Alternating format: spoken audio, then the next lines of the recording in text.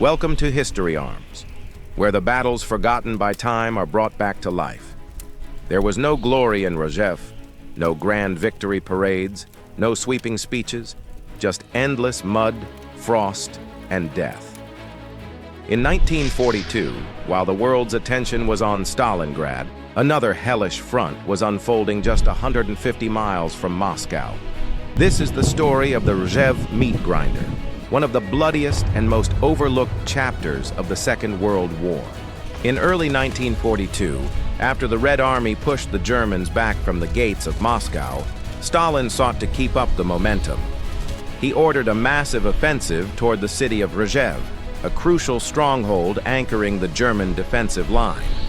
The aim was clear: destroy Army Group Center and reclaim lost Soviet territory.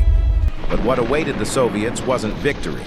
It was a fortified nightmare of trenches, forests, and frozen rivers. The Rzhev salient jutted dangerously close to Moscow, forming a crescent-shaped bulge in the front line. For the Soviets, this was more than just geography. It was a death trap, a ticking clock. Every inch gained was another step closer to Moscow, but the earth itself fought back. Could they overcome the treacherous land? Or was this battle doomed to be a slow, grinding death? The ground was an enemy in itself. Swamps, deep snow, and thick forests. Every inch of terrain was an obstacle. Soviet tanks, designed to roll over the battlefield, found themselves stuck in the mud, while infantry trudged through snow and sludge. But they didn't turn back. The Soviets pushed forward, inch by inch, each step feeling like an eternity. But what about the Germans? Did they feel the same weight pressing down on them? Deep in their bunkers, they waited, and many questioned. Would they be able to hold? Or would this day mark the end of their defenses? Winter only made matters worse. The cold was a relentless beast. Soviet soldiers froze in their trenches while German defenders dug deeper into the earth. Yet, neither side could move. Both were stuck in a battle of attrition, waiting for the other to break. And as the days dragged on, the front lines barely shifted. The battle raged, not in swift movements, but in tiny, painful increments. The soldiers, exhausted and hungry, continued their fight for survival. And still, the question remained: how much longer could they endure this hell? By the winter of 1942, the Soviet forces had regrouped and were ready to push back. Rzhev wasn't just another city, it was the beating heart of the Soviet defense line.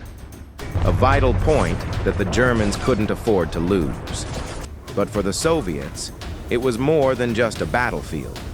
The Rzhev front was a proving ground, a place where they had to show the world that they could hold, even in the face of unimaginable odds. The German defenses, though, were formidable. The soldiers stationed at Rzhev had already dug in deep.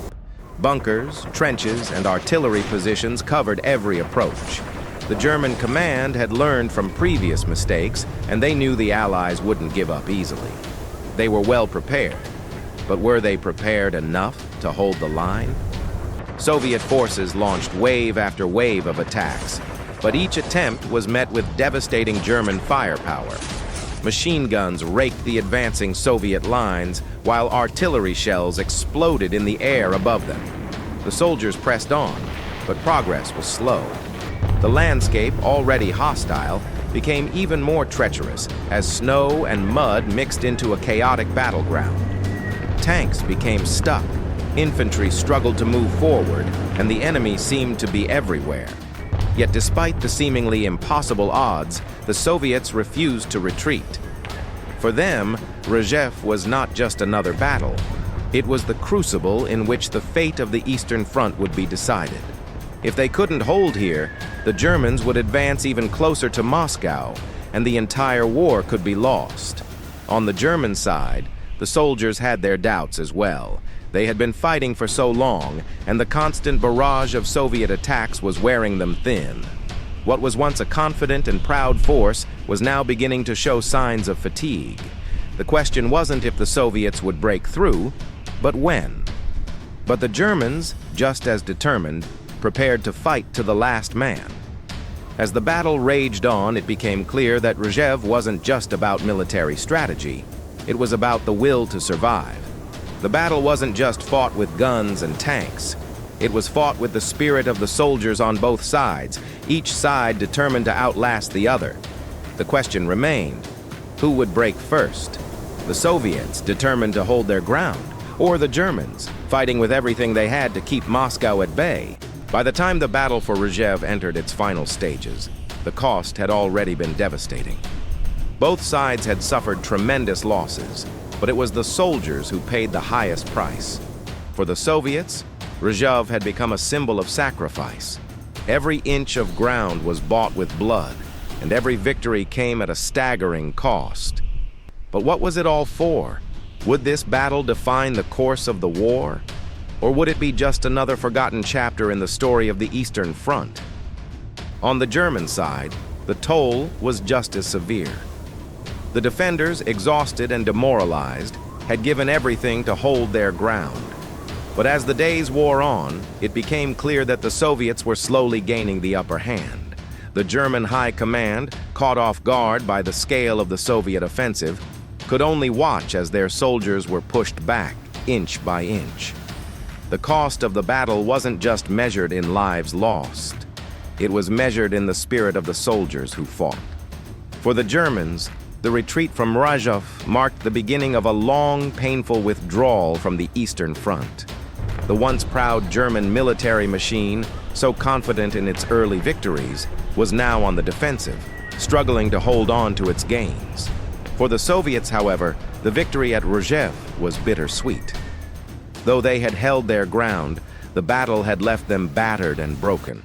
They had gained crucial territory, but the price had been steep. As the fighting subsided, the survivors of Rzhev were left to reflect on the toll the battle had taken on their comrades and on themselves. In the end, Rzhev wasn't just a battle for land. It was a battle for survival, a battle fought not only against the enemy, but against the very forces of nature and fatigue that had worn both sides down. The soldiers who fought there on both sides were forever changed by the experience. And as the war raged on, the memories of Rzhev would continue to haunt them. When the battle for Rzhev finally ended, the landscape told a story of devastation. The ground was littered with the remnants of war, destroyed tanks, shattered artillery, and the bodies of those who had fought so fiercely to hold this place. But the true cost of the battle wasn't just seen in the ruined equipment or the dead.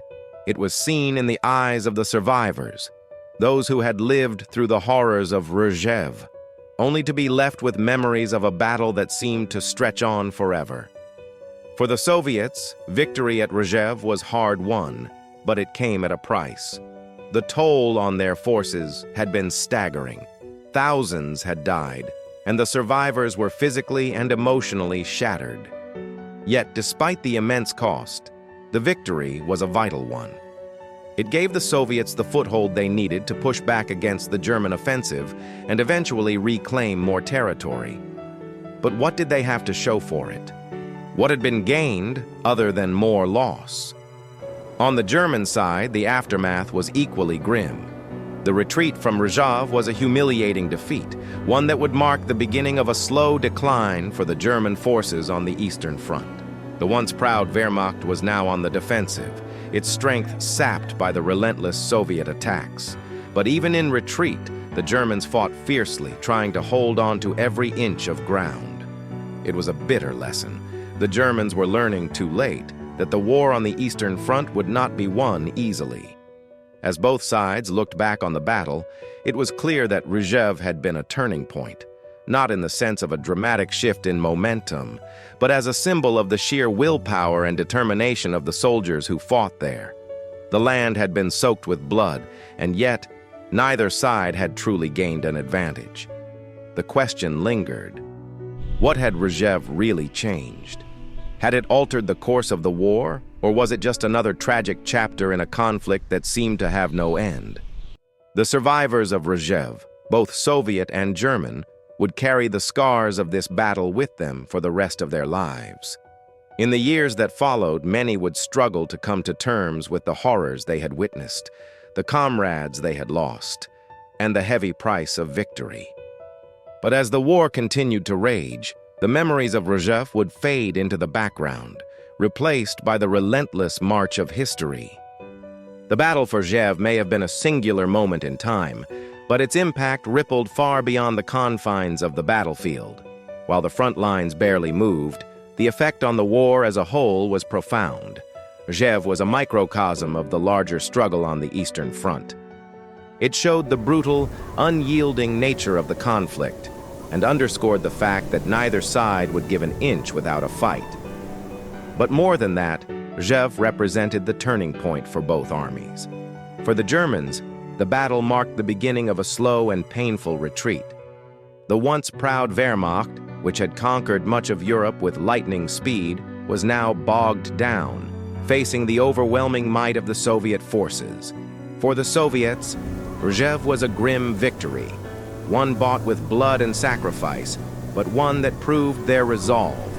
The Germans may have been the first to launch the war, but it was the Soviets who would ultimately endure. Rzhev was a symbol of their resilience, their ability to continue fighting, no matter the cost. The significance of the battle could be seen in the aftermath. The Germans, who had once been on the offensive, now found themselves on the defensive, with the Soviets gaining ground. But it wasn't just Rzhev that turned the tide. It was the broader Soviet counteroffensive that followed. The Soviets were able to push the Germans back on multiple fronts, forcing them to retreat from key positions. But Rzhev also served as a stark reminder of the human cost of war. Both sides suffered immensely. Cities and villages were destroyed. Thousands of soldiers died, many never to return home. The survivors, both Soviet and German, were left with scars that would last a lifetime. The battle was a testament to the horrific toll of war on soldiers, civilians, and the land itself. As the dust settled after the battle for Rzhev, both sides were left to reflect on the immense cost of the conflict. For the Soviets, victory at Rzhev was a moment of hard-earned triumph. It was a testament to their endurance, their ability to endure unimaginable suffering, and their unwavering commitment to holding the line. But as the war continued, it became clear that Rzhev was not the final chapter. It was just one battle in a long, grueling struggle. Despite the victory, the Soviet Union would have to fight on for many more years before the ultimate defeat of Nazi Germany. For the Germans, Rzhev represented a humiliating setback, a blow to their pride, and a sign that the tide of war was turning against them. The Wehrmacht had once been unstoppable, but at Rzhev, they encountered a Soviet force that refused to back down, a force that would soon become the hammer that would break their defenses. As the retreat from Rzhev marked the beginning of their slow, painful withdrawal, the Germans realized they were no longer in control of the Eastern Front. The once confident Nazis had been forced into a defensive posture, and they would never recover their former strength. But what did Rzhev truly mean in the grand scheme of the war? Was it the pivotal moment that would decide the outcome of the conflict? Or was it just another bloody chapter in a war that had already claimed millions of lives? Perhaps it was both.